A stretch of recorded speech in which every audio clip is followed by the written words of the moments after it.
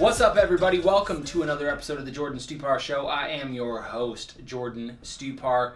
If this is your first time here, you're going to want to subscribe if you like sales, if you like some marketing, entrepreneurship, business, and the overall pursuit of happiness. Because that's what we're after, right? I like that. Yeah, man. And I got an awesome kick-ass guest who actually just flew in from Los Angeles, technically like Riverside, that valley area. SoCal is where he's from. SoCal. And you guys are going to love this.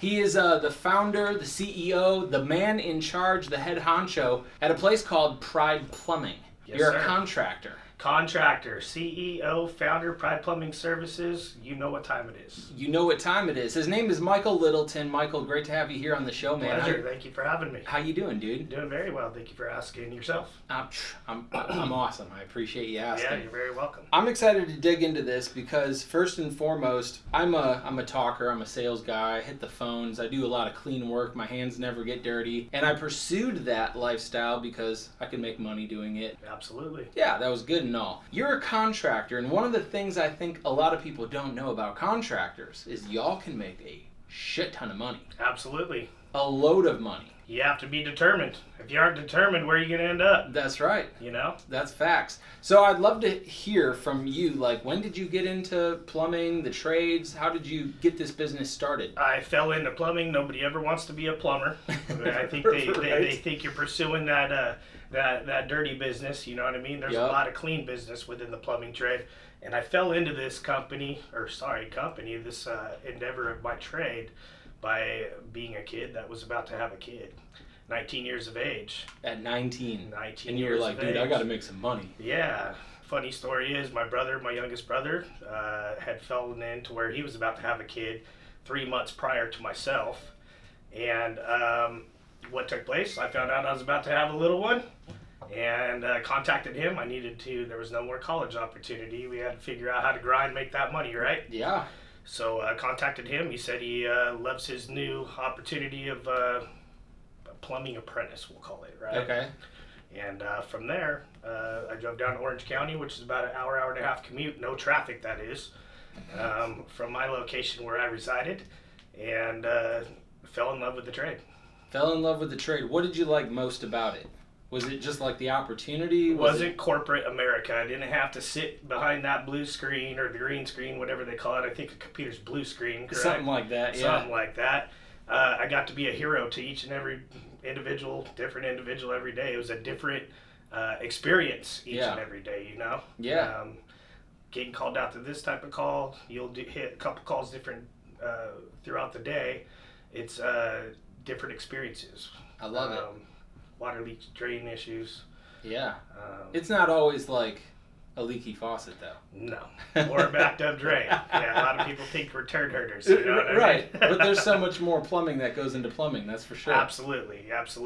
And the company that I worked with, we did plumbing fire apparatus rooms. We did a lot of Orange County Fire Authority, a lot of the county buildings. So it was broadened my eyes and opened up to not just residential service calls or commercial. We got to see actual contracts, big accounts. Yeah. With Orange County Fire Authority. That's huge. You know what I mean? That's all big. up and down North County and South County of Orange County. So there's a lot of money in Orange County. Loads. Every time I've been out, I'm like, yeah, there's some wealth here. Yeah. There's and cool money. opportunities. Got to work with some people that have names. You know, well-known individuals. Like celebrities. Celebrities, we'll call them. Yeah. Nice. I think I'm more of the larger format of a celebrity when I go to their house, though, because, you know, they're calling me out. And, yeah, dude. They're seeking my attention. That's you know true, what I mean? and your expertise. Yes, no absolutely. doubt. So you kind of got into it when you're 19. How long before, I guess, you had the idea or the thought that, hey, I'm gonna do this on my own. I'm gonna build my own Pride Plumbing or. You know, I didn't hop around from shop to shop. I worked with my first company that I was hired on to for 4 years and was not being taken care of financially. So I moved on to a location in Riverside, which is probably about a 40-minute commute closer to my house. That's nice. And gave them about 2 years of my life. And then from there, I started my own company. He made a mistake by not paying me my commission bonus. that I sought after every single month, and I hit that bonus every single month. And we called them spiffs. Yep. We hit my spiffs for my material and my labor bonuses, and once he didn't pay me because he didn't have the capital to pay me, Wow. I went on and sought my endeavor with having my own show. Yeah, that's what a lot of salespeople have problems with too, is bonuses or spiffs. They don't get paid out, or their commission schedule just gets flipped like right before a paycheck, and they don't get what they expect. Right. Expectations in business are everything. I've realized that. You hit that on the head of the nail.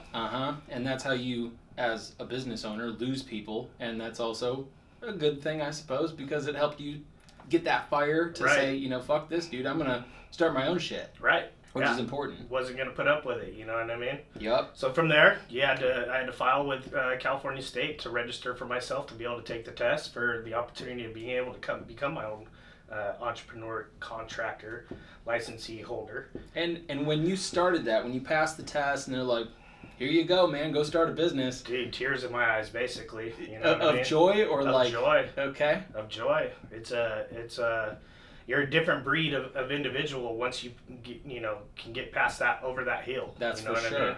Yeah.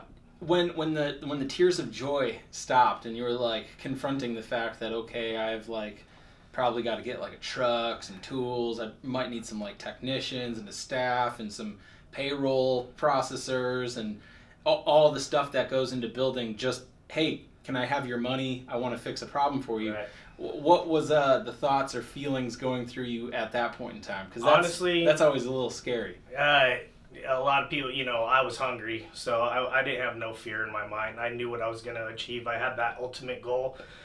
That ultimate goal, there's many goals ahead of it to be able to accomplish that ultimate goal, and I still haven't accomplished my ultimate goal. There's still a lot ahead for me, but we've grown, we scale, we've developed a rad team. No thorns. All of them are assets. We treat each other like family, and a rad opportunity to work underneath our roof. Yeah. That's what it's all about. Create that atmosphere of open ears. Closed mouths don't get fed. Yep. And kind of take on relinquish that opportunity when you come to work under our roof. That your voice is going to be heard, and we're going to want you to accomplish your ultimate goal, of whether that's home ownership or, you know what I mean, you're going to be having your girls splurting out babies, whatever that may be. But yeah, awesome team is what we've developed. I love that. And I mean, over the years, obviously, you mentioned that you've scaled, you've overcome probably a lot of adversity, challenges. Absolutely. How many people do you have now that are employed by you? We are currently, I believe, at 23 to 25, somewhere in there. That's amazing. Yeah. That's amazing. What would you say is the biggest challenge? Because, let me rewind. You just mentioned that you've got a great culture, closed mouths don't get fed, people are open and honest with some feedback, and it just seems like you have a really nurtured group of people there. What's one of the challenges you found from finding the right people? I'm sure that you mentioned that you have all assets, no thorns. I'm sure that over time you've had some thorns. Yeah, absolutely. What do you feel is the number one thing that maybe you're doing correctly to get in front of the right people to bring into your guys' operation? Our branding. My wife's our marketing queen. We do third party a lot of our marketing now, but our branding. We brand ourselves on billboards, TV commercials. People see our plumbers within what we call our plumbing supply houses, where we pick up our materials, and they see how our team members carry their shoulders. They're not in that negative mindset. They're always in a positive mindset on the worst of days. Yeah. So the issues we come across these days are, I think everybody in every aspect of every industry right now is applications. Nobody's filling out applications. Right. So I think where we have our step ahead of the 8 ball right now is people see our team members out there in the field and how successful they're being, well-minded, positive mindset, positive outlook, and to which they begin to think, how is it that they're so happy and I'm not? Right. So we just recently picked up 2 new team members, Jose and, what's the other guy's name? Not Malik. It's Quentin. I had a Malik in my head for some reason, but yeah, 2 awesome team members. And then we constantly, I don't want to give up my the secret sauce, but we do a lot of training with individuals out of high school. Those are my new applicants right now. So we train. We have a training room. We have a training. So facility. you're going young. I'm going young. That millennial brand that everybody's talking about isn't so factual. Where they all say they aren't worth a damn. Yeah. They are worth a damn. You just got to qualify and find the right individuals that are going to come into it. And I can tell you, we haven't had one leave yet. If they do leave, it's from our. We're letting them go. Yeah. They're not an attribute. That's how I roll over here too. Right. For sure. There was one other thing too that you mentioned earlier when you were talking about your people, and you were talking about the fact that they are dialed into your I guess your culture, the marketing, and how you present yourselves. How do you present yourselves, and why do you feel so attractive to other people? Within our house? Yeah, your brand, your marketing. I'm a fatherly figure. I want them all to succeed. I want them all to do that R word, retire, one day. Yeah. Many people don't get to see retirement That's any fact. longer. That so-called American dream. That's I say so-called because it is depleting. Yeah. Day by day, it is going out the door. It's corporate America, and we don't run corporate America. We're our own. We aren't franchised. We never will franchise. I get approached many times.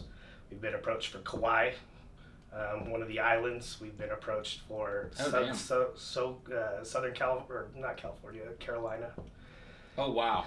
Yeah, so they're hearing about you all the way from the other coast. Yeah, we get calls from New York. We get calls from local Southern California, San Diego as well. People want us. People want our brand. Our brand is our brand. It's going to remain that way. I think that's a really good way of going about it, because it's like playing telephone. Right. Maybe that next location, fine, maybe it's okay, but you get enough locations or franchisees, sooner or later, what you want and how you've built your company, it just gets totally, lost in what Washed somebody out. else says. Yeah. Yep. And I think that's a dangerous place to be. Yeah. So. We have different endeavors. I personally have different endeavors after I built this thing up to where it's a well-oiled machine running on its own. I have a son, 21 years of age. He'll be about 22. He's my successor. I have great management. Yep. One of which I have Justin out here in the crew watching in on us today. That's right. Justin is one of our major assets. Yep. Good team player. For sure. Does all of our training underneath our roof. Yep. For all the youngsters and even our plumbers. Our plumbers are up to date. We're constantly training. Yeah. They could be in this trade. They could have been in 20 years right now. I don't think we have any that have been veterans for 20 years, but I think we have a couple that are about 10 years, 12 years, somewhere in there. They need training still. Everybody does. I need training. We all do, and that's the real difference maker. And I think that's maybe one of the reasons why you're here in Wisconsin. Yeah, you're training. You're training this guy right here. You're a client of ours. Yeah. And we work with your team over there at Pride Plumbing. I'm not a big self-promotion guy on this thing. I want to bring as much value as possible. But I mean, while you're sitting here, I might as well ask, what are some of the takeaways or things that you've seen? Improvement-wise with your team since, when did we start working? Like April?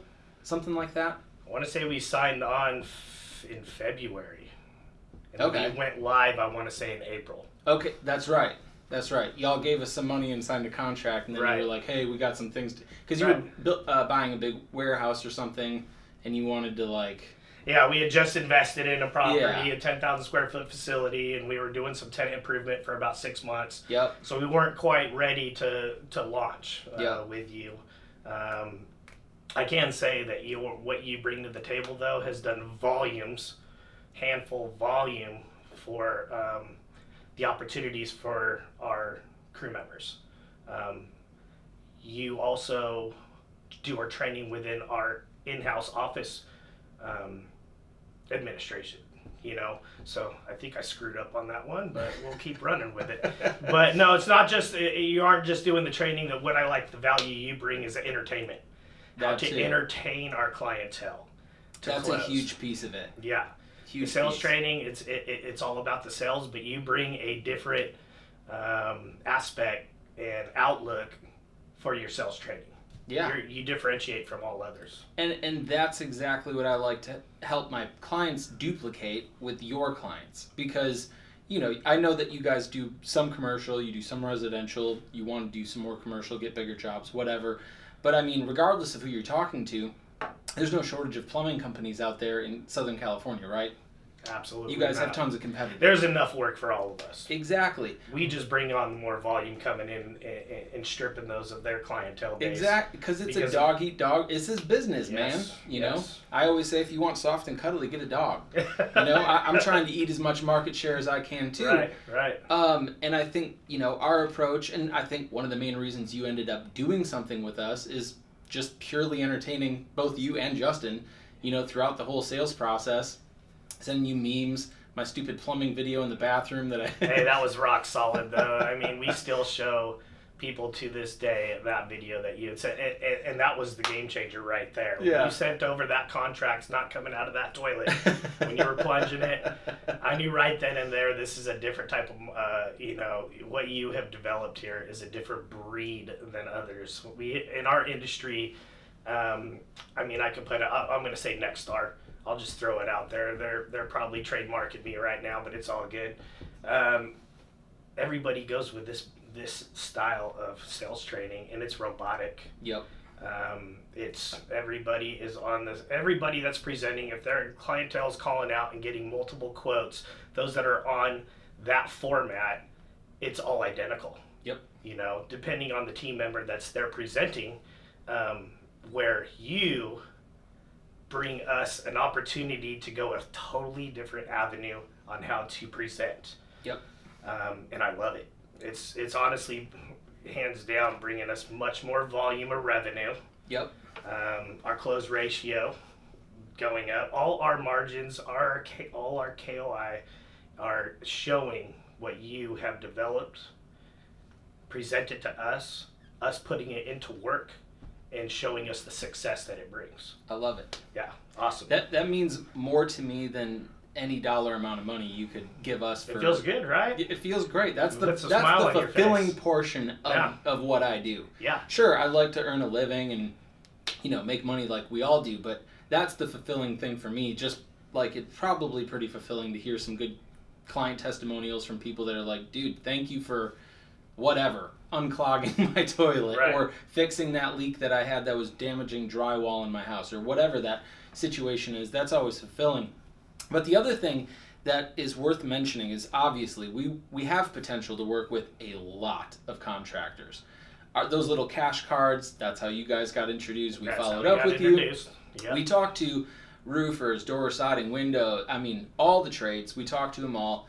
They love the cards because there's some value there in being able to handle objections. We call on them, and then we start doing our little pitch, and they're like, yeah, it's really cool, but it's not industry specific. And it gives me such a headache because I remember specifically when we were talking before you ever became a client, you're like, I love the fact that you're not industry specific. Can you speak on that for one more second? Because I want to drive that home to anybody else out there, is that if you go industry specific, I'm only going to know what you know and what my competitor knows, and like you mentioned, it's all going to be the same shit. Right. And so I love the fact that you had the vision of saying, dude, I don't want to be like everyone else when somebody's getting a quote. What type of example can you give me of something that maybe you guys have implemented across your team of being a little bit different when there's a request for a quote or a phone call or a follow-up opportunity? Video, sending out those FaceTimes, sending out, the one thing I always used to do is my follow-ups were always 2 days after. I'd put down, and I didn't have a daddy figure telling me, oh, you need to follow up. I just knew I wanted to be the best of the best, which I still carry myself. I am the best. Yeah. I may not be, but in here is all that matters. That's all that matters. However, what you have brought to the table is your follow-up. Your number one follow-up is right when you hit that window of time and you hit that ignition, you start driving away, sending them a thank you FaceTime. Game changer. Yeah. Game changer. That's strong. Keeping them up to date. We're in a systemized world these days, so why not use the tools that are in our hand consistently throughout our day and hit that button, make a little recording, Yep. provide value. Everybody's on this damn systemized phone these days, so we may as well take advantage of it. 1,000%. Yeah. I remember, working with Justin in the sales acceleration program. Awesome program. Thank you. We had just gotten done talking, I think, about the selfie video or whatever, and Justin immediately sent back a video of him. I forget which guy you were with.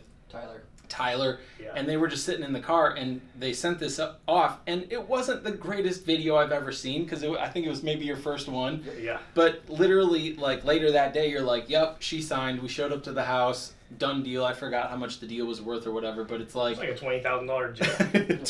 20 grand that you may not have otherwise gotten because it's personalized, it's different, and customers these days are dying for that type of interaction because, I'm a homeowner. Dude, my wife, she's the quotes lady. When we need plumbing, she's going to have 4 companies come out. Right. And, we make good money. We're not always looking for the lowest price. We're not going to pick the highest price. It's usually never about price, and I can assume that it's like that for most people. They're looking for somebody that they can connect with and have a little bit of confidence in, saying, you know what, you're my guy, I want you to do the job, I'm willing to pay maybe a little bit more for it because you guys showed up on time, you guys texted me a video, I feel comfortable doing business with you and inviting you into my house. You made a relationship. Exactly. We're in a relationship economy. You dumbed it down to making a relationship. That's it. That's all it is. That's all it is. That's all it is. And that's all it's ever going to be. And I don't think that's really going to change. The more and more technology, peeks its head into business and contracting, it's not just what it probably used to be 20 years ago or however long ago it was when you kind of got started. So I love to hear that feedback. I love working with you guys. Every meeting I do with your guys' team, they're always fired up. You guys do definitely have a great culture, and you guys are what I would call over here an ideal client. So I love to hear all that. Back to a couple of questions about some value though. What would you have to say to a person maybe in your position years ago that is maybe in the right vehicle, one of the trades or whatever it is, but maybe they're not feeling like they're getting paid well enough or they're not getting recognized enough and they just kind of have that feeling that there's something else out on the table. What kind of advice would you give those people? My statement is be comfortable with being uncomfortable. They're not uncomfortable. You have to maintain being uncomfortable, being comfortable with being uncomfortable, to be able to acclimate and adopt current time. Yep. So we're constantly changing. Our society's constantly changing, whether recession or we're booming. Yep. We were booming like 2-3 years ago. I don't know what happened. Yeah, there was this new guy that got put into office. Yeah. I don't know what happened. I think it was that guy. It was definitely that guy because it wasn't the orange man with mean tweets. Mean tweets and wouldn't shut his mouth. You know what I mean? I'll take my mean tweets and my $1.79 right. Gas all day long. Right. Because the economy was great. People probably were easier to do business with. Right. Over by you, over by us, everywhere. Look at how that money was cycling, though. That money was cycling. It was throughout our whole nation. It was moving. It was a freight train. I think we'll get back to it. I'm pretty optimistic about it, but at the same time, I'm pissed as hell about where we've ended up from then in such a short period of time. Right. Have you noticed anything with your customers, homeowners, commercial contracts, on any, I guess, like taking a step back from possibly doing some jobs because of cash flow, inflation, money? Absolutely. Yeah, absolutely. When you're presenting, that operating capital is what we're seeing, and this is where 33% of all closed deals should be financed. Mm-hmm. That's my motto I share with my team. 33% of your closed jobs should be financed. Financing, we can give a broad range of whether we're going to do same as cash, no monthly installment payment for 24 months, something of that nature, zero down, 0%, 2-year plan. Yeah. We could do all sorts of different structures we could do. I can honestly offer probably 100 different plans. We only offer 4, or else you're going to make that person's head explode. They're going to be searching for the exact correct one that they should be getting themselves into.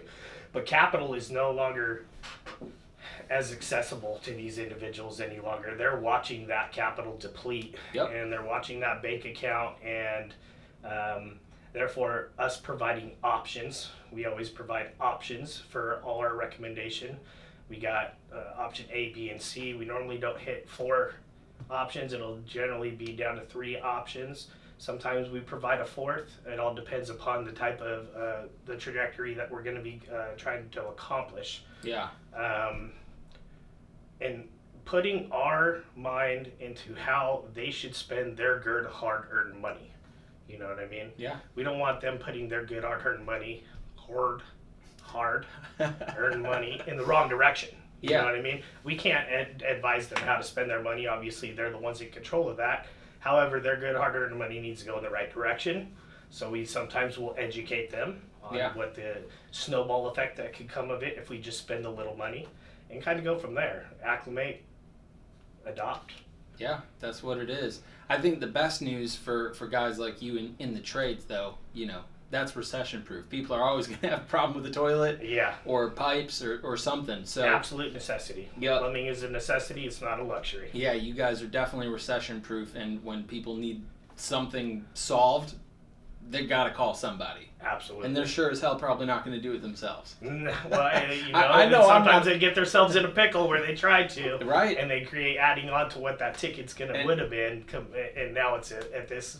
It's access to this level. And that's one of the things that I hear from a lot of the contractors I work with is that objection of, well, maybe I'll just do it myself. And it's like, okay, dude, you're going to waste your time and you're going to waste your money and you're going to call us anyway. Yeah, exactly. Yeah. So I love to hear that. I think final piece is, dude, thanks for coming out to Milwaukee. Hey, thanks for the invite. I'm excited to take you guys out. We're going to go out to the Brewer and Dodger game. That's right. Dodgers.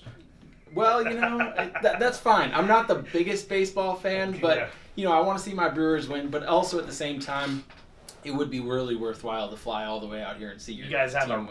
rad city out here. I can tell you. I'm glad you like it. I love the, I call it eye candy of all your infrastructure out here. Sure. The masonry buildings, the industrial look. Yeah. Lots of bridges, lots of waterways, and it reminds me a lot of Portland, Oregon. Sure. But all your breweries and all you're the alcohol capital of the nation, right? Pretty much. Yeah. Pretty much. We've had a great time out here. Justin and I flew out here on Friday of last week.